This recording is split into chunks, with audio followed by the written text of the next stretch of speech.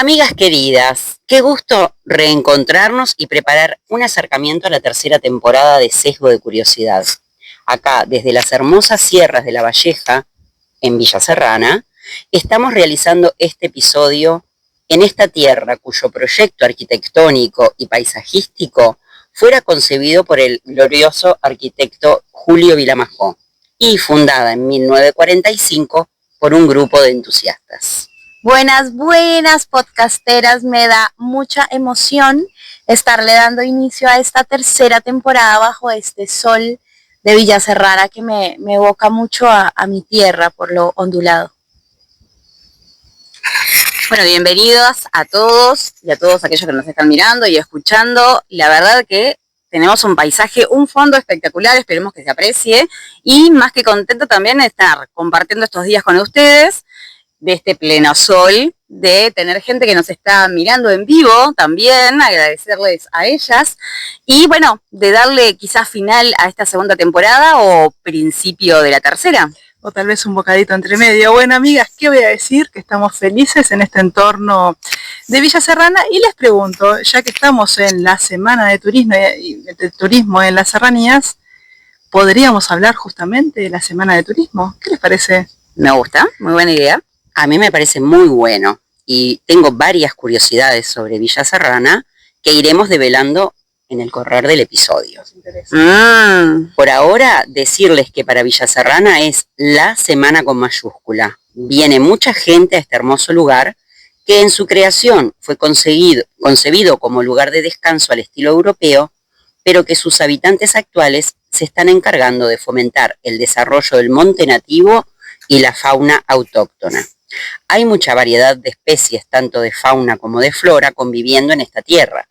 Y la mayoría de las calles tienen nombres de flora autóctona, como por ejemplo, Carobá, Molles, Arrayán, Envira, Chalchal, Coronilla, Canelón, Sombra del Toro, y etcétera, etcétera. Susi, yo quiero saber, tú con tanta información, ¿cuánto tiempo llevas habitando la villa? Porque tienes mucha información y nos has dado datos muy hermosos y tú tienes larga data acá en la villa, ¿no? Bueno, nosotros con mi compañero hace unos 20 años que nos compramos el terreno e hicimos la casita y venimos mucho. Y ahora, con la situación de la jubilación, estamos tratando de venir más tiempo. Hay algo que me llamó la atención, esto de las calles, no lo sabía. Es algo, hace 1000 años que vengo a Villa Serrana, pero no sabía que los nombres de las calles tenían que ver con flora autóctona, así que me voy sabiendo algo más. Exacto, tenemos acá una muy buena guía para todos los que vengan a Villa Serrana, la pueden contactar, Susi querida, y yo tampoco sabía. Ahora que estás jubilada y que no sabes qué hacer, bueno, te haces de guía turística por la villa. Bueno, y refiriéndonos a lo de la semana de turismo, que es una de las tantas o de los tantos nombres que solemos decirle a esta semana en particular, les comento que este nombre es una nomenclatura fruto del vallismo y del proceso de secularización. ¿Se acuerdan que en aquel primera temporada, en el último de los episodios, hablábamos de esta distinción entre lo religioso y, bueno, el Estado? Por eso somos un país laico. Bueno, viene desde esa época del vallismo. Lo pueden escuchar, ese último episodio, el del estribo y locuras de fin de año. Y para ponerlos un poquito en contexto, les cuento que la laicidad es para los uruguayos un asunto medular que se remonta a la segunda mitad del siglo XIX, cuando en la reciente república cobró fuerza una variopinta corriente anticlerical. Mencionando acá al historiador Gerardo Caetano, él diría que, o dijo que, era un Estado confesional, pero con una iglesia débil y un elenco político favorable a la laicidad. Durante estas primeras épocas, a finales de la segunda mitad del siglo XIX, estas primeras señales de esta laicidad fueron claras, ya que los cementerios, por ejemplo, se secularizaron en 1861, la enseñanza pública pasó a ser laica en el 1877 y el registro civil quedó en manos del Estado para el 1879. Además, el ánimo anticlerical era explícito en parte de la sociedad. El historiador recuerda que en los últimos años del siglo XIX tenían lugar frente a la Catedral de Montevideo grandes banquetes de promiscuidad. ¿Qué era esto? Para el Viernes Santo, frente a la iglesia, a la catedral. Bastante pagano, ¿verdad? Más que totalmente suena pagano. Claro, por eso, en contraposición a ese mandato de no comer carne roja, el Viernes Santo se hacían estos festines en lo que conocemos como la Plaza Independencia, ¿no? Frente a la catedral. Bueno, estos banquetes, como decíamos, eran frecuentes. Plaza Matriz. Plaza Matriz, perdón, es verdad. Perdón, es que, Andrea, como estoy acá en la sierra, me olvidé de Montevideo. Pero te hago una pregunta técnica. ¿Hacían asados en la Plaza Matriz y la humareda entraba y se mezclaba con la iglesia? incienso? Claro, la iglesia estaban ahí profesando la fe y sentían el olorcito de la carne asada. Bueno, no, ni idea. Vos sabés que yo soy un poquito más joven. O sea, pasaban no recuerdo eso. De la hostia al choripán. Tal cual. Eran rebanaditas de chorizo. Común es el vino. Es verdad. Y bueno, en contraposición, en gran parte, contraposición a lo que sucedía acá con el ámbito religioso, sabemos que en gran parte del mundo occidental también se conoce a esta semana como Semana de Turismo, y acá en Uruguay también tenemos otras denominaciones como el de la Vuelta Ciclista, Semana Criolla, que también vamos a ampliar un poquito más en esos datos. Y yo les hago una pregunta, bueno, ya que tenemos cita acá en este hermoso paisaje, que espero que puedan deleitar este fondo, ¿qué hacen o qué harían o qué hicieron? Algo que cuenten referente a esta semana en particular. ¿Qué actividades ustedes realizan? ¿Qué las convoca? Bueno, a mí me encanta eso que contás, Andrea, sobre todo esto de las tradiciones, que a veces están buenas, pero para mí es una gran liberación la que nos dejó el Pepe Valle, ¿no? Esto de que sea para quien quiera la Semana Santa y para quien quiera la Semana de la Tradición y para quien quiera la Semana de Turismo, o de la criolla, o como se quiera llamar. Ahora yo pienso en el conejillo de Pascuas y me lo imagino como el de Alicia en el País de las Maravillas, solo que acá en Villa Serrana está llenito de liebres, que son muy cómicas, porque siempre están corriendo.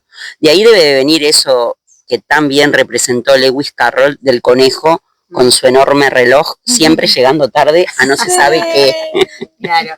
Ese conejo es lo máximo. Y las liebres con esas patitas largas, ¿no? Son un poco, el otro día comentábamos que el conejo es una versión como perfecta, digamos, y la liebre es como la versión de la vida real. Claro. Media morfa. Bueno, también pienso en las comidas que se hacen con bacalao, sobre todo.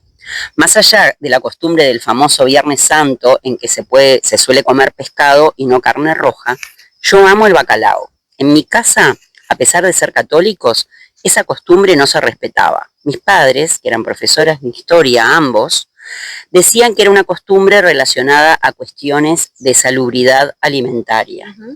Entonces, creo que como que todo el mundo seguía la religión y respetaban eso de no comer, porque en ese momento la carne roja, en las épocas de Pascuas y de Jesucristo, parece que estaba media contaminada, y entonces le recomendaban a la gente que comiera pescado, que era un poquito más sano. Que estaba aquello de la tenia de Echinococcus, famoso, nuestras fantasías y pesadillas de la niñez, ¿no? ¿Se acuerdan? La diatidosis y el bicho que te crece en la panza, toda aquella cosa terrible, capaz que era por eso. Bueno, en mi casa, gracias a eso, se comía lo que hubiera. Siempre rebeldes ante la autoridad, fuera cual fuera. Claro. Bueno, y después de esta perorata, yo espero que pese a la semana, espero que pase la semana, quiero decir, para que el bacalao baje en las góndolas de los supermercados y me compro y me lo hago. Me encanta. Bueno, para mí, en Colombia, esto es lo absolutamente opuesto. O sea, mis papás sí por religión, y yo siempre lo entendí, no sé, puedo equivocarme, pero siempre lo entendí desde el lugar de como el sacrificio, porque además no es solo el Viernes Santo, sino cada viernes de Cuaresma, desde que empieza la Cuaresma, con aquel miércoles de ceniza se llama, que en las iglesias imparten una ceniza, y bueno, y ahí empieza como la Cuaresma, y cada viernes sucede esto de, no el bacalao en particular, pero sí el pescado, la restricción de la carne roja, que siempre yo lo entendí o lo vi en mi familia más como una cuestión de hacer como un ayuno consciente, religioso, digámoslo así. Bueno, y yo sigo queriendo, con esto de comer el bacalao, que tengo un pique para cocinarlo y sacarle la sal, que me enseñaron en balizas. Contar que Seferina, que era una señora que era esposa de un pescador, y eran de las que salaban y colgaban el tiburón, el angelito, todos los peces aquellos que son parecidos al bacalao pero que no lo son y que son los que venden en la mayoría de los súper. Paradójicamente, en vez de dejarla en remojo para quitarle la sal, lo hervía con sal y con eso se le quitaba toda la sal. Mira, así que no lo sabía. Sí. Bueno, y para seguirles contando de mis tradiciones colombianas, que bueno, realmente Colombia, y yo me ubico ahí en esa laicidad también constitucionalmente es un país laico, pero socialmente todavía, sobre todo la religión católica, tiene como una incidencia bastante importante en la población allí. Allí siempre se ha llamado Semana Santa, y tiene, sobre todo en los pueblos y demás, está la tradición como de todos los rituales que se hacen en esa semana. El viernes, que es el día en que Jesucristo muere, ahí se hace todo el Vía Crucis, se llama, que es como ir pasando por las estaciones en las que Jesús pasó para ir a la crucifixión, ¿no? Entonces, eso es lo que sucede el viernes y hace hay muchos dichos, además, en mi tierra con el Vía Crucis, ¿no? Porque es como esto de la solemnidad de ir a matar, ¿no? Dichos a morir. Que son refranes. Refranes, populares. sí, esto es como, ¿qué Vía Crucis? ¿Sí? Claro. Como la mamá que te dice, ay, qué Vía Crucis esta situación, es como eso, como algo sacrificado, o vamos como en Vía Crucis, también cuando, no sé, el tránsito está muy lento, entonces esto es, vamos como en Vía Crucis, porque eso es como esa tradición y hay como carnaval, ¿no? Con todos los trajes y demás, y se va parando y se van haciendo cosas que ahora ya no recuerdo mucho. En mi infancia tengo recuerdos de infancia del Vía Crucis en particular. Una vez estamos en un lugar de Colombia, se llama Girardot, que es muy caliente, de 30 grados para arriba todos los días. Esto tipo mediodía, el sol rajaba la tierra, como le gusta decir a mi amiga Anita. Y parce, yo tendría no más de 6 años, pero lo recuerdo vívidamente, que me desmayé, se me fue el mundo entre el Vía Crucis, la cantidad de gente, la lentitud, el calor. Y en Colombia hay unos, no sé si acá debe haber una versión distinta en unas bolsitas de plástico, poníamos hielo con anilina y eso se llamaba boli. Entonces era como el helado, ¿no?, más predilecto de aquel entonces y en esos lugares tan calientes. Y la siguiente imagen que tengo era en el auto con el aire acondicionado y el boli. O sea, me parece que yo resucité antes. A él lo iban a crucificar y yo ya estaba resucitando con el boli. Y para resumir las cosas que han contado, creo que estamos convocadas a un almuerzo muy especial con un bacalao al que le van a quitar la sal, al estilo balicero, y el postre va a ser boli. Claro, total. Así que volvemos a Montevideo y tenemos almuerzo. Y ahí en toda esa tradición de la semana siguen los rituales, ¿no? Luego, los rituales como más importantes son viernes, sábado y domingo, claro, que es la crucifixión, el sábado es como el sepulcro y todo lo de el descenso que él hace al abismo. Entonces ahí hay unas misas también de 4 o 5 horas en las que se hacen muchos rituales con el incienso, con el agua, como con todos los elementales. Y el domingo, bueno, resucita, ¿no? También hay como toda una movida ahí ceremonial para la resurrección. Entonces, sí, lo viví la Semana Santa, sobre todo de niña, desde ese lugar más católico, ¿no?, que se vivía en mi familia. Cata, yo te voy a introducir algo también, a acotar qué pasa acá, en realidad. Acá también, y ahora que mencionaste, si bien también está el Vía Crucis, que se hace por 7 iglesias en Montevideo, por lo menos es lo que conozco, no sé en otros departamentos y en otras localidades, pero en Montevideo sí se van en distintos barrios, van caminando por 7 iglesias, y eso no tengo ni idea si van con trajes particulares ni nada, pero sé que se hacen. Y acá en realidad la Semana Santa quizás se le agregue también el domingo previo al de Pascuas. Ahí va el domingo de Ramos, que es también como una celebración clásica donde el que cree poquito también pasa por la iglesia y recoge un ramito de olivo, ¿es? Olivos. Ahí va. Y Lo ponen por las dudas, no sé, en alguna imagen, en un crucifijo, en algo, como para tener. Creo que ese domingo es cuando Jesús entra en Jerusalén y lo ovacionan, porque el olivo era signo de, ¿se acuerdan que los romanos usaban exacto, las coronas de olivo? Bueno, y como una semana después lo echan, ¿no? Con la corona de espinas, además, ¿no? Cuando la cristiana tiene la corona de espinas. Sí. Bueno, chicas, ustedes saben que soy agnóstica, pero les voy a contar algunas experiencias muy católicas que tuve. Les cuento que cuando viajé a Cuba en 2012 con mi madre, coincidió, porque agarró la semana de turismo, coincidió con que era la primera vez que un papa iba a Cuba, que era el papa Ratzinger, el alemán, ¿se acuerdan? Sí. Al punto tal que en Cuba no eran feriados el jueves y el viernes santo y ese año sí, fueron feriados por esto.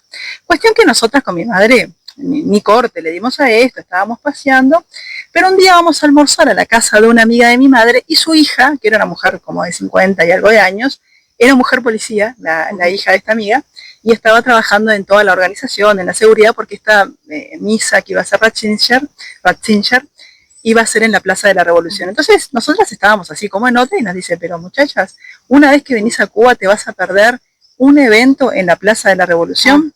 Bueno, conclusión, dijimos, tiene razón, es verdad. Entonces fuimos, además estábamos bastante cerca. Llegamos después de la misa, el discurso, no sé qué, pero llegamos a que nos dieran a ver a toda la gente.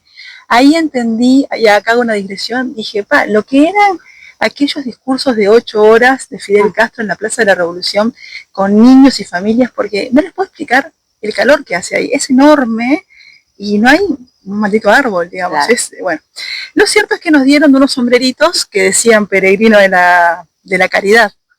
Mira. Te faltó el boli, Anita. Claro, me faltó el boli. Bueno, yo la canción de la Virgen de la Caridad no tengo, pero tengo la sevillana aquella famosa que decía, cantaban a la Virgen poemas. Claro, porque la Virgen de la Caridad es la patrona de Cuba. Lo cierto es que mi madre, estábamos ahí, entonces mi madre divertidamente le mandó un mensaje a un amigo de ella, que estuvo exiliado en Cuba muchos años, que es muy gracioso además, y le mandó un mensaje, esto estábamos hablando del año 2012, los celulares no eran estos smartphones, eran aquellos mensajes de texto. Entonces ella le manda un mensaje y le dice, aunque tú no lo creas, estamos en la Plaza de la Revolución con el peregrino de la caridad. Nos convenció. Y este amigo responde, que Dios las proteja y Marx no las desampare. Muy buena frase la del amigo de tu mamá. Qué buena contestación. Ahora, si me permiten, ya que estuvimos por Bogotá y por Cuba, yo me voy a volver acá, a Uruguay, más precisamente a Montevideo, departamento en el que vivimos, pero más precisamente al Prado, donde yo vivo. Muy bien. Y les voy a comentar que, ya les había dicho, que uno de los tantos nombres que tiene esta semana también es la semana de la criolla del Prado. Les comento que este tipo de festividad, originada en Montevideo, precisamente en la rural del Prado, nació en 1925 y es una de las festividades más importantes que tiene la gente de campaña, digamos, de mostrar su cotidianidad, sus tareas en el ámbito rural en Montevideo. Y vos, Cata, que te gustan tanto los caballos, te comento por qué el nombre de Semana Criolla. Porque la raza criolla es la raza equina de nuestro país. ¿Sabías que el 80% de los equinos nacidos, pedigrí, vos me corregirás el tema de raza. Ahí va, de las razas, bueno, el 80% corresponden a esta raza, a la raza criolla. Exacto. Y bueno, con respecto que quizás no podamos compartir o no, lo que viene a continuación, como les decía, la idea es de que la gente del campo pueda mostrar sus destrezas y en lo que tiene que ver con los equinos, bueno, hay domadores, hay payadores que también llevan y hacen de esa ceremonia como un gran festín donde, bueno, van comentando cómo son las jineteadas, cómo son de domadores estos jinetes, valga la redundancia, y se hacen competencias donde, bueno, tienen que amaestrar o dominar al caballo. Sí. Pero más allá de esto, la rural, la parte específica de la criolla, lleva que por eso también se combina con lo del turismo, a más de 200.000 personas en la semana que lo visiten ese predio, ese lugar. Es bastante movilizador y bueno, y gente que no tiene la suerte, quizás o no, quizás sea por elección de venirse a las sierras a disfrutar de otros paisajes, se quede en la capital y bueno, y sea uno de los atractivos que brinda esta semana. Yo por lo que tengo entendido, creo que esta semana de este año iba a haber una manifestación sobre maltrato animal. Las jineteadas, sí. Sí, así que bueno, vamos a ver cómo funciona eso, ¿no? Sí, yo, o sea, respetando, ¿no? Como todas las tradiciones y demás, hay una movida también ahí como que raya un poquito el irrespeto un poco, ¿no? A un ser que, bueno, ahí me tocan lo que pasa, es que el corazón y no puedo ser tan subjetiva, así que sigamos. No, es que es una tradición tan complicada como la corrida de toros, la domada, son tradiciones.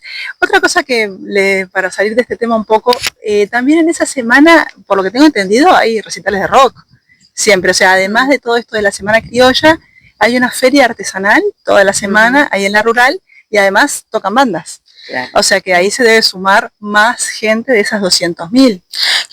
Claro, a mí una de las cosas que me evoca como lo que estás hablando también, que ahora les hice como la narración más religiosa de la semana, de esta semana en Colombia, pero también, y hace muchos años, se ha transformado esto en lo que nosotros denominamos parranda santa, ¿no? O sea, esto ya es esto, me voy con los amigos a la sierra y comemos, no hay algo como típico, pero sí cada región dentro de sus comidas típicas y demás, es una reunión familiar, claro, está quien está más arraigado, que mi abuela, por ejemplo, la combinaba, porque mi abuela tenía su parranda santa y se iba con todos nosotros, pero 3 de la tarde del viernes, que es cuando muere, la data de cuando muere, mi abuela paraba todo y todo el mundo a rezar el rosario, ¿viste? Era como un híbrido ahí. Pero no tenía ni idea que era a las 3 de la tarde que moría Cristo. Yo no sabía. Bueno, esto sí que es una curiosidad. Se va enterando de cosas. Claro. Y acá turismo en realidad también es por eso mismo, porque bueno, las escuelas no hay, la gente trabaja quizás hasta el miércoles, inclusive después tiene jueves, viernes y quizás el fin de semana como fin de semana largo y ya aprovecha esto de que haya movimiento dentro y fuera de la capital o de la ciudad donde uno vive. En cuanto a los recitales, sí es verdad que después de las 10 de la noche, y también capta otro tipo de público, hay bandas que bueno, se ponen a tocar y la rural tiene horario de continuo, no termina nunca, el Prado ahí se convulsiona de gente. Bueno, amigas, me gustó esto, Cata, de Parranda Santa, porque engancha con lo que yo les quería contar. Ustedes saben, bueno, soy agnóstica, pero parece que Dios tiene otros planes para mí, porque les voy a contar 2 experiencias más en las que viajé y coincidí con Semana Santa por ahí, y les voy a hablar básicamente de Andalucía. Resulta que en 2014 tuve la dicha de viajar por segunda vez a Andalucía, fui exprofeso a la Semana Santa porque es un evento cultural realmente muy interesante, más allá de que seas creyente o no, que en mi caso no lo soy, pero realmente es muy interesante y bueno, y para quienes estamos en el mundo del flamenco, también tiene como un enganche. De hecho, las saetas, que son los cantes que se cantan desde los balcones a las hermandades y a las procesiones, es un palo flamenco, que no se baila, en principio hasta lo que yo sé, no tiene parte de baile, digamos. Bueno, lo cierto es que fue muy diferente en el 2014 porque es una tierra muy árida, Andalucía, y Sevilla en particular, pero la semana de turismo es cuando más llueve en el año. Entonces siempre les pasa, de hecho ellos tienen un dicho que es, cuando llueve en Sevilla es una maravilla, y les pasa que a veces muchas hermandades que se preparan todo el año, porque además a las vírgenes y a los cristos de esas hermandades y procesiones, los visten diseñadores de moda, o sea, son trajes carísimos a veces y tienen seguidores y de repente hay los costaleros, que son estos que cargan estas tarimas donde van la Virgen y el Cristo, están todo el año preparándose y los nazarenos y todo. Entonces, a veces les pasa que llueve y ese día que les toca, porque cada hermandad sale un día de la semana que tiene que ver con uno de estos eventos, cuando Jesús entra en Jerusalén, cuando lo crucifican, cuando resucita, etcétera. Y a veces les pasa que no pueden salir. Esa semana justo fue una semana de primavera hermosa con aroma a azahar e incienso, sol todo el tiempo, entonces el sol rajando la tierra, el sol rajaba la tierra posta, porque además ahí lo pasa, y ahí tuve dos experiencias muy increíbles. Una fue en Granada, que fue el miércoles santo, que no sé qué es lo que pasa, discúlpenme mi herejía, pero la hermandad del Cristo de los Gitanos, que sube desde la parte baja de Granada y sube al Sacromonte, que es el barrio de las cuevas gitanas, que está enfrente a la Alhambra, se ve la Alhambra desde ahí. Entonces es muy curioso, porque está esta hermandad con, bueno, los costaleros, los nazarenos, con esos capirotes largos, música religiosa, tremendas orquestas, y arriba los esperan toda esta gente de Parranda Santa, que son los gitanos, los turistas, porque yo era turista obviamente, comiendo, tomando y cantándoles por tangos gitanos. Ustedes saben, es un ritmo de 4 tiempos que no tiene nada que ver con esa música que viene. Entonces viene, por un lado vos tenés la orquesta ahí subiendo, toda una cosa solemne y como no sé, como sí, sagrada, sacra, solemne, y acá tenés parranda, tangos, y todo eso se mezcla. Y bueno, se ve que esto está dado por los católicos, ¿no? Porque no ahí. Solo o sea, tiene que tener que ver con la profundidad también del asunto, ¿no? Seguramente como lo carnal y lo espiritual todo junto. Esa semana, el jueves, me fui a Sevilla y estuve en lo que se llama La Madrugá. ¿Han escuchado hablar de eso? No, de esa no. Bueno, La Madrugá es la noche del jueves, que yo por lo que tengo entendido que es cuando lo están por matar a Jesús, que de hecho creo que algo pasa con María Magdalena ese día, discúlpenme mi ignorancia. Debe ser la última cena, probablemente. Puede ser, ¿no? Porque ese día, el jueves, todas las mujeres están con unos peinetones gigantes, unas mantillas negras enormes, vestidas así. Bueno, lo cierto es que yo caigo de Granada a Sevilla para pasar la madrugada, y les cuento más una anécdota menor, pero no por eso menos graciosa. Yo estaba vestida más hippie que nunca, porque me había comprado una babucha gigante en Granada, no sé qué, y cuando llego a Sevilla veo a todo el mundo vestido como de casamiento, literal. Las mujeres con esos peinetones gigantes y con unos vestidos justos, y bueno, todo el mundo comiendo y tomando, porque es Parranda Santa. De hecho, una sevillana muy amiga que con Andrea la conocemos, me dijo: no sabes la cantidad de hijos no reconocidos que salen en la Semana Santa. Y me dijo una frase más que luego se las cuento porque no da para grabarla en el podcast. Bueno, lo cierto es que esa noche me acosté a las 5 de la mañana y vi la procesión del silencio, que es literalmente una hermandad que pasa en silencio. Vos sentís los pies de los costaleros, silencio, nadie habla, y desde un balcón cantan una saeta y te...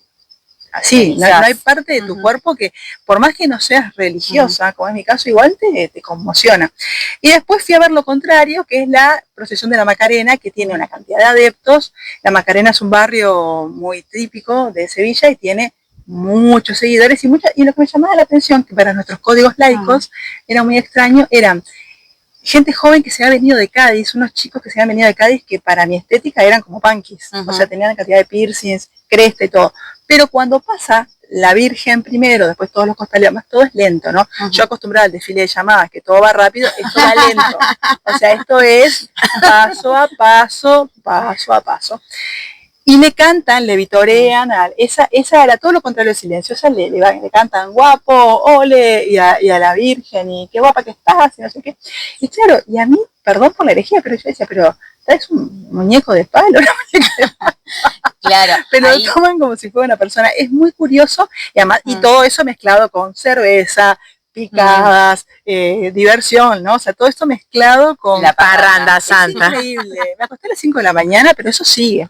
Y para no aburrirlas más, les cuento lo último. El domingo salía la procesión del cachorro. ¿Ustedes han escuchado hablar de eso? Sí, ustedes sí. Es un Cristo de los Gitanos también, del barrio de Triana, que es un barrio por excelencia flamenco y gitano en Sevilla. Al parecer la leyenda es que había un gitano que había tenido un amor incorrecto, qué sé yo, se enamoró de alguien que no debía y alguien lo mató. No sé la historia, pero la cuestión es que el tipo, bueno, fue muerto por un amor indebido.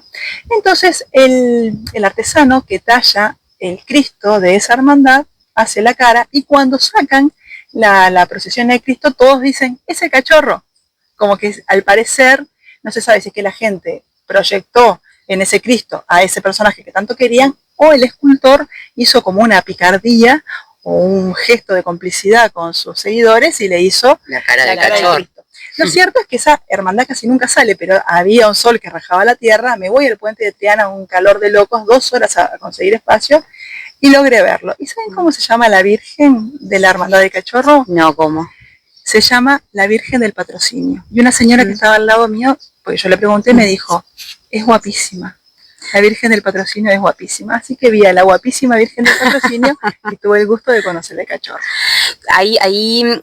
Bueno, lo mismo que pasaba en Bogotá, ¿no? Cómo se va, lo que decía tu abuela, en distintos horarios iba, comulgaba con la religión y en otros tenía rienda suelta. Y bueno, es increíble lo que estás contando de los gitanos, porque claro, es la forma de vivir culturalmente, de arengar, como lo hacen habitualmente a cualquier bailador o cualquier persona que bailador, porque uno está en ese mundo, o le gusta ese mundo. Y claro, pero es la convivencia diaria, es nosotros lo adoptamos a un cierto sector cultural y no, claro. Eso es la vida misma. Es como la forma. Y bueno, para terminar, amigas, y acá termino con mis experiencias católicas, por unas cuestiones que tuvieron que ver con la pandemia, un viaje que iba a ser en 2020 y luego fue en 2022, ¿ustedes pueden creer que volví a ir en la Semana Santa en Sevilla? ¿Lo pueden creer? Pues créanlo porque fue así. Lo cierto es que voy... Anita, hay un llamado ahí enorme. Claro, yo creo que Dios se está esforzando. Esta hereje la queremos convertir con la parranda santa. Le traemos al de alguna Papa manera le vamos a llegar. Y no hay manera, no hay con qué darle. Bueno, lo cierto es que voy con un par de amigos que conocemos, un par de amigos uruguayos, caemos en Sevilla y era una Semana Santa típica en Sevilla. Llovía a morir. Y les digo, vos, Andrea, sobre todo vos también conocés Sevilla, Susi, ese lugar tan hermoso, hasta el lugar más hermoso bajo lluvia se vuelve un poco más feo. Lo cierto es que llovió zarpado todos esos días, entonces pudimos ver alguna hermandad, pero lo que más pudimos ver fue el lado B. Fue en las calles esos recovecos de ciudad renacentista en Sevilla, la gente yendo a guarecerse en las partes de atrás de la iglesia. La gente, me refiero a los capirotes y nazarenos. Y lo otro que es muy curioso, que uno se acostumbra cuando estás ahí, te parece re normal, pero después es extraño, en la semana de turismo que están los nazarenos, que para nosotros es como la estética del Ku Klux Klan, pero no tiene nada que ver con eso. Pero la estética es esa. Entonces vas por la calle a pleno rayo del sol y te cruzas con gente así. Algunos tienen votos de silencio. Entonces una vuelta me pasó que le pregunté a uno una indicación, porque obviamente me había perdido en unas calles así curvilíneas de Sevilla, y no me habló. ¿Saben lo que es de noche encontrarte con un personaje así que además no te habla? Pero además, esa semana están en los maniquíes en las tiendas con los capirotes, y hay una tienda especialmente que se llama la tienda del Nazareno, donde te puedes conseguir todo lo que tenga que ver con capirotes y demás. Es muy curioso, y cuando estás ahí te parece, es increíble. Película. Es de las experiencias más interesantes que tuve en mi vida. Che, Ana, pero a mí me interesa lo del tintillo de verano y el rebufito que deben de tomar, me imagino. Tintillo de verano, manzanilla, que es como jerez, tipo de vino blanco delicioso, comida increíble. Ah, y una vuelta entré a un boliche que era, esto me he olvidado, chiquilinas, qué increíble, me viene un recuerdo ahora en vivo. Entro a un boliche, que era un boliche así de costaleros y todo. Entonces, era ponerle martes de la Semana Santa. Estaban viendo en la televisión versiones de años anteriores. Es como cuando vos ves la murga, la Catalina del 2020. Sí. Bueno, el 2020 justo no fue la pandemia, pero 2000, no importa, cualquier año. Bueno, ellos estaban en ese choboli, algunos eran costaleros, había un costalero que me habló, que era mozo, que le sale como una jorobita acá. De tanto cargar, les queda como un poquito raro el cuerpo, sí. Y me convidaron un dulcecito que era como una especie de pan dulce, una cosa así. Y me hablaron de todo, me dieron un librito de todas las hermandades y todos los por dónde iban a andar. Y estaban mirando, que eso me llamó mucho la atención, en la televisión, mientras tomaban, porque ahí tomaban alcohol, estaban mirando filmaciones de las Semanas Santas en Sevilla de años anteriores. Wow. Increíble. Yo tuve también un recuerdo con eso, hablando de pantallas. Otra cosa muy usual es... Vieron que hay un montón de películas que cuentan la historia y que crucifican y en dibujito animado, en no dibujito animado, la más explícita, la menos explícita. Bueno, la televisión nacional se convierte en esas películas de Parranda Santa. No, difícilmente se ve algo más que eso y el noticiero. O sea, extraterrestres lo dejamos para después. Claro, no, pero ahí sí que te votan por hereje. Y complot político y amor, romance tampoco. Nada de eso. Hay una también creencia creo que es el viernes cuando fallece, creo, a veces no estoy tan segura, pero que no se puede tener relaciones sexuales porque la creencia es que se queda pegado. Eso es lo que le dicen. Cuidado, hoy no porque se queda pegado. Anita, pilas. Eso no conocía. Pero eso pasará en Bogotá. En Colombia. Lo que pasa en Bogotá queda en Bogotá. Bueno, yo viví una Semana Santa totalmente distinta hace unos años, porque nos fuimos a Córdoba, Argentina, paseando mucho por las sierras. Será que ya tengo las sierras metidas adentro del corazón. Y lo que tiene de divino Córdoba es todos los colores de esos árboles, que es imponente, lo que son los paisajes serranos, los colores del otoño. Y la región a la que fui, que es para el lado de Villa General Belgrano, la cumbre, la cumbrecita, tiene mucha influencia de los ingleses y de los alemanes, cosa que tiene muchos vestigios aún todavía, y sobre todo en lo gastronómico, que hacen unas comidas espectaculares. Bueno, lo que me llamó pila la atención a mí es las papas a la suiza, que las hacen de una manera espectacular, las salchichas, que también son alemanas. Bueno, y sobre todo en la cumbre, que tiene influencias inglesas, es el té de las 5. Hay unas casas de té alucinantes con unas tortas y unas cosas espectaculares. O sea, que hoy, como estabas hablando de lo gastronómico, ahora me viene a colación, que acá en realidad, como estábamos hablando, bueno, del pescado, sí se estimula comer ese viernes por lo menos una vez al año, que el uruguayo como que es muy carnívoro y de carne roja más que nada, a esto, ¿no? A otra preparación, a investigar ya sea mucho atún, mucha empanada gallega se come acá los viernes santos, o tortas de atún, o lo que fuere. Las roscas de Pascua. También, y los huevos de Pascua también. Hay una cosa que no entendí, a ver si ustedes me lo explican. La rosca de Pascua que venden en la panadería a veces tiene como unos huevos duros. Sí. ¿Tiene algún sentido eso? ¿Por qué pasa tiene, eso? pero no lo investigamos. ¿Será algo de Bueno, que ver el la huevo? Pascua del próximo año. Bien. Sí, no lo sé. Quedará para eso, para el episodio de comemos Pascua. tanto huevo? Es verdad. De chocolate. Ahora, Sí. siguiendo con esto de esta semana en particular, saben que acá en nuestro país también está la semana, se la conoce, Cata, por la Semana de la Cerveza que se da en Paysandú, también en Parque del Plata. Otra parranda. Tenemos Sí. Y el Festival del Olimar también está sucediendo. Exacto. Acá, como te habrás dado cuenta, somos muy parranda friendly. Y te comento que también, como hablábamos recién, de que acá, Cata, bienvenida a nuestro Uruguay. Ahora, la próxima semana, vamos a dar comienzo a este nuevo año, a este 2025, porque acá cuando llega el último ciclista, arranca el año. Llevo 5 años no comprendiendo porque antes de abril no encuentro trabajo. Bueno, la próxima semana va a ser tu semana. Y con respecto a la semana de la Vuelta Ciclista, esta edición es la número 80, o sea que ya venimos bastante avanzaditos en ese rubro. A mí me 80 encanta. años empezando el año en abril, qué maravilla. Hay algo que nos olvidamos de mencionar que hablábamos el otro día contigo, Susi, el Festival de Cinemateca. Cierto, yo fui a la inauguración el 8, el pasado martes, que estuvo espectacular porque la hicieron en el Auditorio Nacional del Sodre, en la sala grande. Bueno, estaba presente la entonces presidenta Carolina Cose, porque estaba en funciones, porque Orsi no estaba en el Uruguay, y bueno, eso lo nombraron porque dijeron que era la primera vez que iba alguien de tan alto rango a un festival de Cinemateca. Y bueno, y una de las cosas que me encantó, que previo a ver la película, el coro del Sodre cantó partes de Carmina Burana, y después la otra sorpresa fue que estaba Silvia Meyer, que cantó tocando el piano y fue espectacular, la verdad, una delicadeza. Oigan, hay una cosa, tengo una pregunta también porque estuve leyendo que hay en Piriápolis, que me encanta, Piriápolis es otro lugar de su tierra que me encanta, que este año, pero no sé si es este año o es también una tradición, es lo que quiero preguntar, hay un festival medieval en el castillo de Piria, donde vi que se van a vestir, o sea que va a venir como toda esa muestra de todo lo medieval, con trajes, con comida, bueno, va a haber como toda una movida. Y me parece, André, que tú fuiste la que dijiste que ibas a ir. Sí, yo voy a ir el sábado, ¿Es este tradición? viernes. En realidad no para la Semana Santa. No en Semana Santa, sí, bueno, esta vez coincide y aparte el lugar es espectacular y da con todos esos antecedentes o, bueno, paisajes, digamos, nórdicos.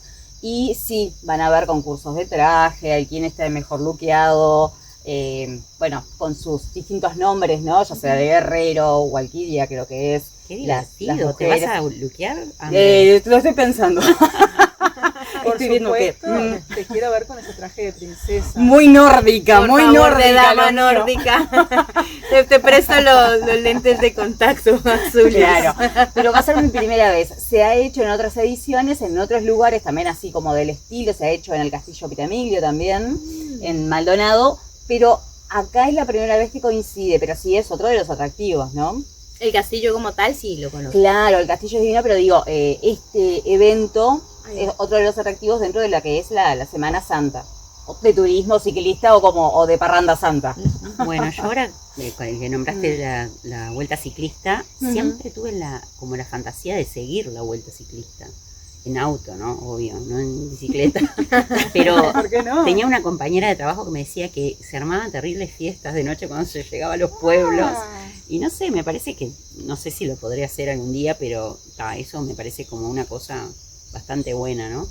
Y la otra cosa que quería contarles es que la letra de la marcha de la Vuelta Ciclista, esa que dice desde un extremo al otro de la patria, la hizo el abuelo de una amiga mía, Wow. ¡Qué bueno! Víctor Soliño, que nosotros le llamábamos el abuelo Víctor, porque yo lo conocí cuando tendría unos 15 años, más o menos, 16, y bueno, íbamos a la casa de Ana y el abuelo llegaba de las parrandas, De las parrandas Las parrandas porque ciclistas. era súper re Y parrandero. te hago una pregunta. Cuando dice, esa es la marcha que dice Rutas de América. No, ¿Y esa qué dice es, después? Esa es no, Rutas de esa América, es como la de- recién claro. dijiste, es otra esa es otra la carrera. de Carnaval, Rutas de América. Esta es Rutas de América desde un es extremo al otro de la patria y todo eso habla así, na, na, na, na, na, na, na, Ahí va. na, na, esa. Bueno, estamos convocadas para recorrer e irnos a las parrandas ciclistas. Bueno, chiquilinas, y hablando de bicicletas, ustedes y las que tenemos en el público y varias amigas más tuvieron la genialidad, las amo por esto y son unas genias,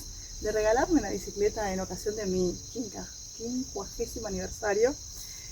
Y bueno, con este asunto estoy así, me siento la reina de las bicisendas.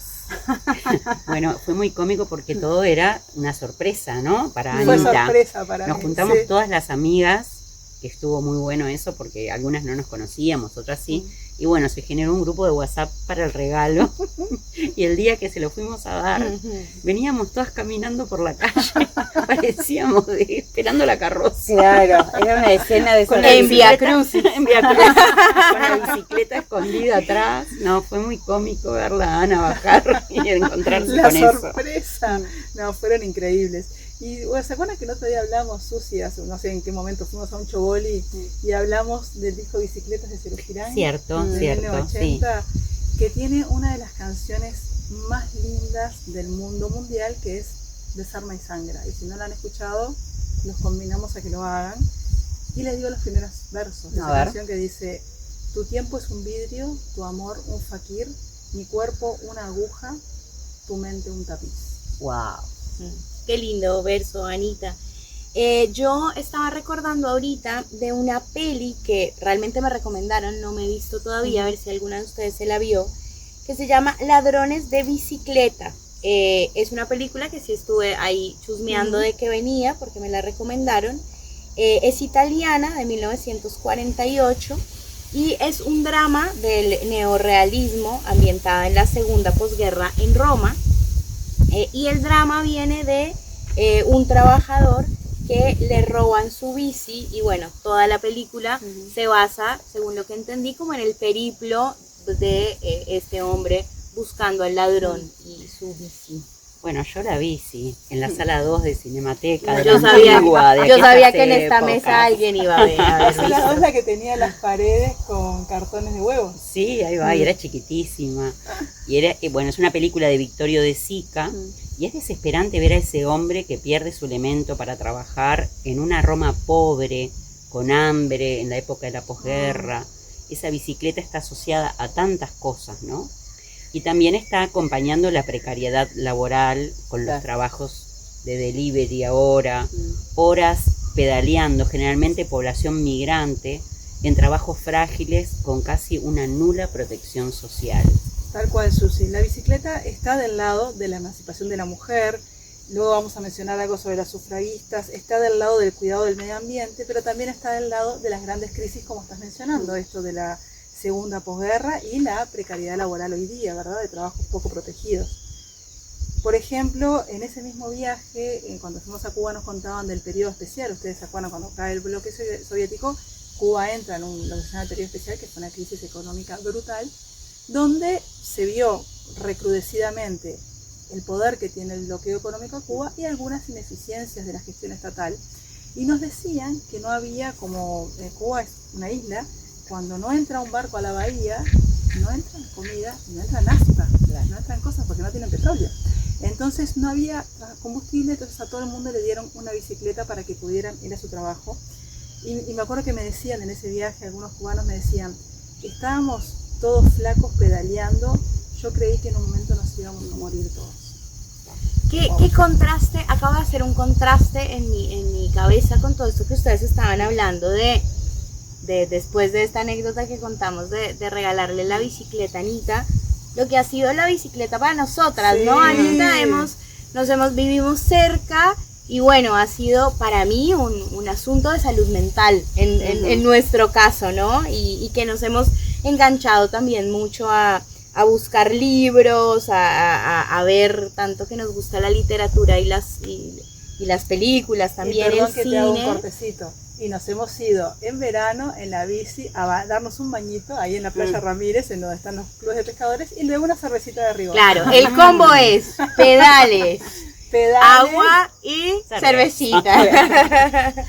Ahora nos está faltando la nadada, Anita, pero bueno, sí. Esperemos con ansias el próximo verano. Por supuesto. Y dentro de esos libros que estuvimos investigando, averiguamos un libro que nos llamó mucho la atención que se llama La bici, historias del vehículo que cambió el mundo y el Uruguay, de Fermín Méndez y Andrés Amolio. Ese fue uno de los libros que vimos que nos llamó la atención. Ya luego echaremos un vistazo a ver de qué va y les contaremos. Y hubo otro de Paul de Moore y Wendy Panders, que habla sobre el origen, que está muy, muy bueno y muy vinculado a esto que venían hablando ahorita, de la revolución industrial y bueno, cómo fue un elemento de independencia para todos estos trabajadores de las fábricas, lo que hablaba Susi, que podían moverse por sus propios medios y bueno. Y esas vainas. Y esas vainas. Estoy ya estoy en confianza, por más de que esté en récord, al vivo, en confianza. Bueno, y siguiendo con tu tema, Cata, del tema de los libros, yo voy a citar a David Byrne, cantante de Talking Head, que es un gran artista y un gran activista a favor, obviamente, de las bicicletas, del uso de la bicicleta. Este artista ha mostrado su interés por este tipo de vehículo a través de distintos viajes que ha realizado, donde ha dado también charlas y ha colaborado con otros artistas, valga la redundancia, tanto artistas. Escribió un libro llamado Diarios de Bicicleta y allí relata cómo descubrió la bicicleta plegable, entre tantas otras historias, que utiliza para recorrer el mundo y cómo en sus viajes le han permitido ver la vida urbana desde otra perspectiva panorámica en este caso. Ha visitado ciudades en bicicleta obviamente, como Berlín, Estambul, Buenos Aires, estuvo en Sydney y en varias ciudades norteamericanas donde tiene su residencia. Este artista. En estos viajes, Byrne reflexiona sobre los temas como la globalización, la moda, la arquitectura y los cambios de las propias ciudades. Este autor reconoce que su principal motivación personal a la hora de utilizar la bicicleta como medio de transporte es el sentimiento de libertad que le produce. Y citándolo, en esta frase dice: no voy a bicicleta o en bicicleta a todos lados porque sea ecológico o digno de elogio. Lo hago básicamente por la libertad y el placer que me produce. Ya en plena cincuentena, puedo asegurar que usar la bicicleta como medio de desplazamiento no solo es cosa de jóvenes o deportistas. No hace falta traje de licra y, a menos que sea esa la intención, ir en bici no resulta necesariamente agotador.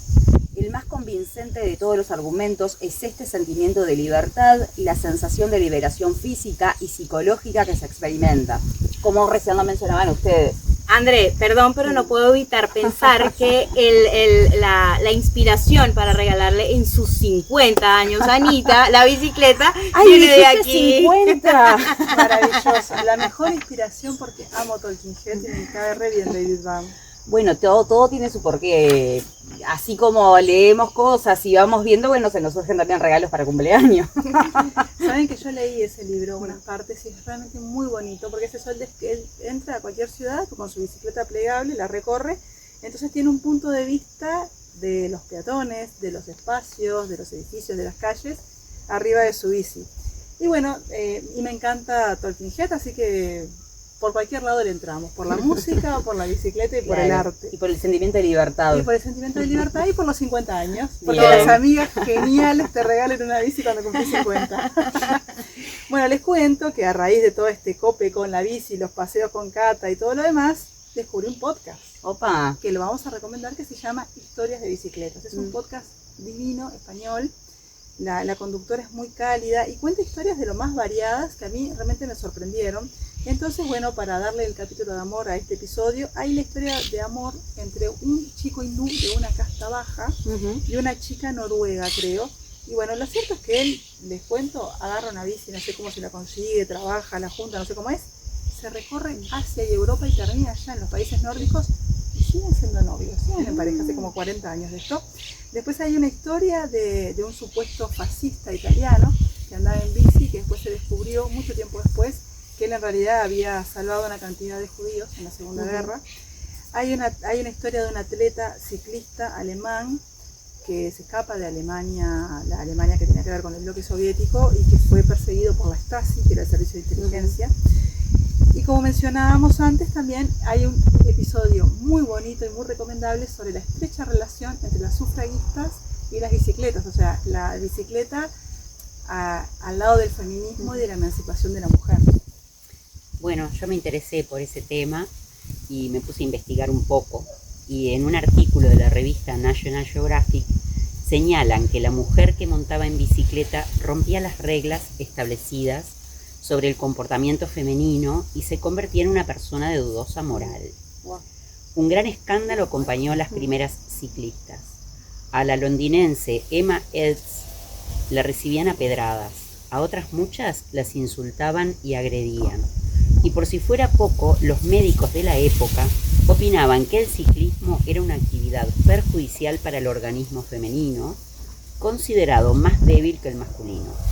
Montar en bicicleta, creían, podía causar esterilidad y trastornos nerviosos. Ay, no, Anita, y nosotros sumándole cerveza, mejor dicho, ya nos hubieran colgado, apedreado. Y en una nota publicada por un diario decía lo siguiente: la bicicleta ha hecho más para emancipar a las mujeres que nada en el mundo, dijo Susan B. Anthony en 1896. La sufragista estadounidense se refería así a la bicicleta como elemento que favorecía la independencia de las mujeres en un momento, en finales del siglo XIX, en el que el mandato social era confinarse al hogar y obedecer a su esposo. Ay, qué embole, por favor. Y ahora me estoy recordando de una serie muy linda inglesa que se llamaba Call the Midwife, llamen a la partera, era algo así. Y no la todas vi. eran un grupo de mujeres parteras que se movían siempre en bicicleta para ir a atender los partos. Wow. Muy buena, si la encuentran la dieron por el canal Interesante. 5 hace Sí, años. sí, con otro nombre, estaba en español y otro nombre, creo. Call the Midwife Ah, iba es está. ese, en inglés. Ahora en español no me recuerdo el nombre. Sí, pero sí sé cuál es la Creo serie. que en alguna plataforma de estas Debe de estar. streaming hay, está. Qué interesante todo eso, Susi.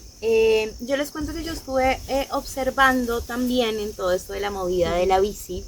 Estuve viendo qué movidas de bicicleta hay aquí en esta tierra. Y vi varias movidas, dos me llamaron mucho la atención. Hay una que se llama Libera tu bicicleta, que es un proyecto voluntario y colaborativo que tienen para recuperar las bicis que ya están en desuso. Las ponen a rodar nuevamente gratuitamente por la ciudad, les hacen los arreglos que requieren y demás, y bueno, hay obviamente toda una lista de espera, es una cosa, pero me llamó mucho la atención esto, como que exista el que no se convierta en chatarra, ¿no? El que haya un lugar donde voy, la llevo y se puede volver a vivir la bici. Eso. Y lo pienso mucho porque la mía es una tatarabuela, ¿no? Siempre molestamos con Anita que la mía es la tatarabuela de la de ella. Y hubo otro movimiento también que se llama La Masa Crítica, que es un evento ciclista que se realiza una vez al mes en algunas ciudades del mundo. Ahí vi que Montevideo es una de esas ciudades, y se trata de un paseo colectivo en bici para reivindicar y celebrar el uso de este vehículo como medio de transporte, ¿no? Como la celebración a la bici. Ahora que decís eso, me vino a la mente de la hija de una amiga que vive en Suiza, en Zurich, y que la gurisa sale con los padres en bicicleta y gritaba, ¡no más autos! Claro, me encanta. Claro. Por la ciudad acá, por Montevideo, yo los he visto incluso salir con música, en patines, también patineta, ¿no? Como que la rebelión de las ruedas, diría Claro, yo, ¿no? claro, que no sea rueda de auto, exacto. Ahí va. Exacto. Y ahora que estabas hablando, y siguiendo con este tema de las bicicletas, y volviendo a la Vuelta Ciclista, dijimos de que este año se cumplían la edición número 80, y Cata, no, la verdad que desconozco, no te puedo decir cuántos kilómetros se hacen ni nada, pero sí se hace en gran parte del Uruguay, no en todos los departamentos, pero sí se hace, y si bien se celebra en esta semana, conocida como Semana Santa Turismo y bla, como habíamos dicho, al igual que en Cinemateca, me encanta porque acogen toda esta semana, pero comenzó antes, comenzó el viernes anterior a la Semana de Turismo, y son como distintas estaciones también, van parando, bueno, es de tal lugar a tal lugar a tal punto, y acá lo que tiene de bueno, que si bien son todos, si bien cada ciclista es... ¿Hombres? Deben de haber mujeres, la verdad que desconozco, perdón. Nunca vi, creo, Nunca ciclistas vi, no. mujeres en la vuelta. Y es más... Tenemos que investigar, Sí. Tenemos que investigar qué pasa con el ciclismo femenino, nos queda como tema. Y lo que sí he visto de que, bueno, si bien son todos ciclistas individualizados, en realidad se aunan en colectivos. No sé, se me viene a la cabeza Las Rojas, que es dentro de las vueltas ciclistas, si bien nunca seguí en auto, o si lo seguí fue en muy pocos tramos, he visto en Montevideo, la clásica, sabemos que pasa por la calle Millán, y ya salimos todos los vecinos de Millán a mirar la vuelta. Bueno, o en yo otros ahí tengo algo departamentos para he visto. aportar, Ujú. el tema del pelotón. Claro. El pelotón ¿qué es todo el eso? grupo de ciclistas. Claro. Y sobre todo los clubes apuestan a que uno sea el que va a ganar y todos Claro. los demás Acompañan, lo van claro. acompañando y haciéndole el camino para que ese pueda ser el que Ahí va, el que gane, se- y se le llama chupar rueda. Claro, sí. A esa, de ahí viene el término De ahí viene chupar el rueda, término chupar porque rueda. en realidad está llevando, los demás ¿Qué quiere decir? ¿Cómo escoltarlo y cuidarlo? Claro, cuidar para que el otro se aprovecha de las ruedas ajenas Claro. para ser el primero, para que sea el que se destaque. Claro, y acá mencionaba este grupo, en realidad por ningún tipo de simpatía en particular, pero sí se me viene a la cabeza porque en San Gregorio, hace muchos años, sí vi y fue de ese grupo de que ese venían grupo ganando. o de esa ruta, ese tramo, ahí va, era uno de los ganadores. Y a esto te dejo a vos. Sí, porque yo me acuerdo bastante de nuestro campeón olímpico Milton Williams. ¿Se Claro. acuerdan que ganó la medalla de plata en los Juegos Olímpicos de Sydney? Él es de Paysandú, Milton Williams, y tenía 28 años entonces, o sea que hagan la cuenta, ahora debe tener 50 y largos. Me acuerdo que a mí en el momento, no sé por qué, yo no era especialmente seguidora de la Vuelta Ciclista y demás, pero eso, como me gustan mucho las Olimpiadas, lo tuve bastante, la seguí bastante la noticia. Y estuve buscando, bueno, en Montevideo Portal encontré el relato de cómo fue. Al parecer Williams llegó por invitación, compitieron 23 ciclistas y él hizo una gesta inolvidable, o sea, fue como, bueno, yo no sé mucho cómo es, pero parece que en el último sprint él venía como un poco atrás y no sé cómo fue que se adelantó y fue una sorpresa que ganara la medalla de plata y quedó detrás del español Joan Llaneras y delante del ruso Alexei Markov. Y lo que sí me acuerdo con mucha emoción es que lo entrevistaban a Milton Williams años después y él narraba el esfuerzo con el que fue a competir e incluso que la ropa le quedaba chica. O sea, ni siquiera se había podido comprar la ropa, alguien le había prestado la ropa o algo así. Me acuerdo que era como realmente el esfuerzo que había hecho ese muchacho, y bueno, y nos regaló una medalla de plata. Nos representó muy bien y tampoco tenía bicicleta, porque no era una bicicleta acorde para las competiciones. Sí. No sabía. Todo de atrás acá en Uruguay. Todo mucho pulmón y bueno, y eso es lo que sorprende y emociona. Bueno, ¿qué les parece si vamos redondeando un poquito el capítulo nuestro de este día hermoso y maravilloso que por suerte nos ha brindado algunas nubes que hicieron que no nos asáramos bajo el sol Charlemos serrano? un poquito de la villa. Claro, hablemos de Villa Serrana para Exacto. redondear. Sí, ¿Qué tenés vamos a para hablar. contarnos, Susi, de Villa Bueno, Serrana? yo lo que voy a contarles, sobre todo a la audiencia, es que estuvimos haciendo unos paseos por acá.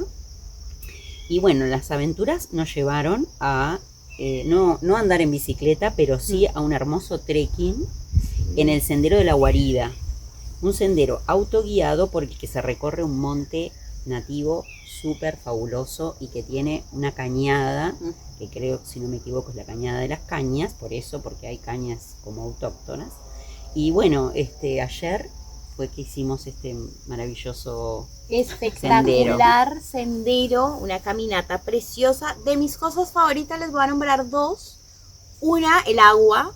El agua, llevamos todos nuestros termos y llenamos ahí en esas cañadas el agua, que es otra cosa, otro frescor, otro sabor espectacular.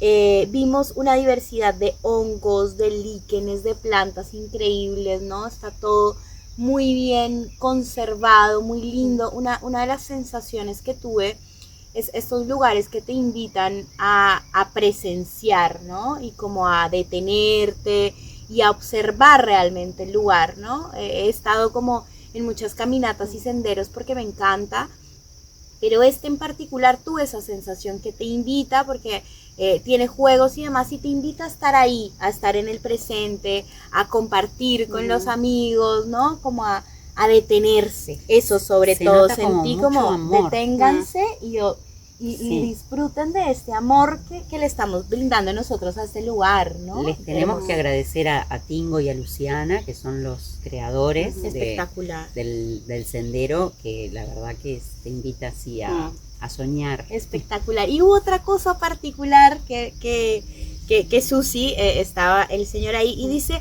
mira, allá va el calagualero. Calaguatero. Calaguatero, ¿vio? No, ni me grabé, me pareció pintoresca la cosa, pero ni me grabé.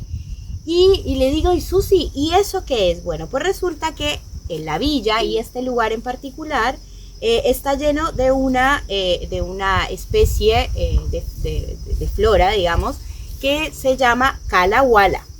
Y la calahuala es utilizada sobre todo para los floreros y de adorno, ¿no? Es una cosa así como forma helecho, más o menos, muy hermoso, unos verdes que estuvimos observando, depende del lugar en el que estén, más oscuros, más claros. Y bueno, y tiene un personaje en particular muy pintoresco que es el encargado de recoger todo esto e ir a llevarlo y a venderlo a la floristería. Y bueno, lo tuvimos ahí. Calagualero. Yo te dije calaguatero, pero creo. Bueno, capaz que se puede decir Calagualero lo escribimos. Sí, calagualero. Mira, Katy, yo te voy a contar unas cosas con respecto a los juegos que me gustaron muchos, porque es verdad, es hermoso el paisaje. Todo aquel que venga a la villa, por favor, recorra este sendero, largo y corto. Y más allá de observar el paisaje, bueno, la flora, de tener una muy buena guía que nos iba indicando cada uno, de que para mí eran plantas, no, pero tenían un nombre cada planta. Bueno, ella nos indicó. Se notan los 20 años, Susi. Claro, su estadía acá. Y más allá de eso, está muy bueno no solamente el observar, sino también ser parte de, porque como decíamos, hay una parte que es el laberinto, que no vamos a dar mayores detalles porque la idea es que vengan y se pierdan en ese laberinto, y está muy bueno. Muy originales las ideas. Hay un pienso que, más allá del cuidado del lugar, hay un muy buen pienso que te invita a formar parte. Sí. Bueno, en esas recorridas también encontramos un mandala 3D, en donde, que ahora se me fue el nombre del baúl grandote. El arcón. Habían distintos elementos donde podíamos sacar de ahí y bueno, ir colocándole y sumándole nuestro aporte o nuestra creatividad a ese mandala. Y también te acoto algo, hay un lugar que se llama El Nido, que es un lugar casi al final del sendero como para entrar ahí, cerrar los ojos, escuchar los sonidos, bueno, lo que decías, Andrea, del mandala 3D, que se abre ese arcón de una madera con un aroma exquisito, y adentro tiene también unas maderitas, que no sé las especies, pero... Y bueno, y hay un juego que sí lo dejamos en misterio, es una curiosidad, un juego muy interesante, que Catalina y Susi ya son campeonas de ese juego, pero bueno, vengan a la villa para saber qué es. A mí me encantó la frase que está en el laberinto antes de entrar, que dice, nos invita a perdernos para encontrarnos. Espectacular. Es verdad, muy lindo. Es verdad. Bueno, y luego del paseo del sendero de la guarida, nos deleitamos con un suculento almuerzo en el Ventorrillo de la Buena Vista. Y muy necesario. Para reponer fuerza. Lugar histórico y entrañable de Villa Serrana. Y tenemos que comentar también que debajo de la piscina del Ventorrillo hay un espacio que se llama Espacio Vilamajó, que tiene una muestra que cuenta todo el recorrido de Vilamajó y de la formación de la villa, ¿no? Bueno, y como corolario no podían faltar las delicias de Lau Giordana, espero estar diciendo bien el apellido, quien nos recibió en su nueva casa y nos explicó qué contenía cada conserva, los panes y unos budines que también deliciosos que venden. Bueno, el chutney de tomate nos trajimos, el chucrut, las mermeladas de membrillo y naranja, las jaleas, los pepinos en vinagre. Nos compramos de todo y observamos un hermoso atardecer junto a su simpático hijo Luquitas, y en la noche, en nuestra picada, junto con un rico vino, comimos estas delicias hechas así. La teníamos presente. Gracias Lau, por esa delicia de picada. Te maridamos con un vino delicioso. Es verdad. Y bueno, por otro lado, hoy tenemos planes también. Hoy todavía no se acaba esta parranda santa. Ya vamos a ir cortando para irnos a seguir. Y vamos a ir a un lugar que se llama El Secreto de la Piedra, que también tiene muchos cuentos de fama en la villa, porque hacen tiene variedades musicales, tiene una biblioteca muy interesante. Que pertenece al Club Social y Deportivo Villa Serrana. Es esa un parte club no sabía. que se está gestando hace ya unos años, que cuenta con casi 100 socios. Wow. Bueno, estamos buscando a ver si conseguimos un terreno para poder poner alguna cancha y poder tener una sede propia. Bueno, Claro, me encanta, bien. ser curiosas, Bien. las invito hoy a encontrar secretos en esa Ahí va, piedra. en el Bueno, y secreto de la queridas, ¿les piedra. parece si nos empezamos a preparar para nuestra parranda serrana de Ahí esta va, noche? me Que tenemos gusta. que caminar más unos caminos serranos en la noche. Me gusta que ha esa sido un idea. placer. La verdad que Una vez felices más. de habernos reencontrado en este hermoso paisaje. Sí, la verdad que estamos muy orgullosas de la casa de Fernanda y el pájaro, que bueno, que Preciosa está, casa. es un La estamos hermoso habitando. lugar para venir a pasar unos días, así que bueno, nos despedimos. Nos despedimos. ¿Y qué fue esto? Esto fue Sesgo de Curiosidad. Nos siguen en Instagram, nos pueden escuchar por YouTube y también en Spotify. Hasta la próxima. Hasta la próxima. Nos volvemos Chao. a encontrar. Chao, sesgo curioso.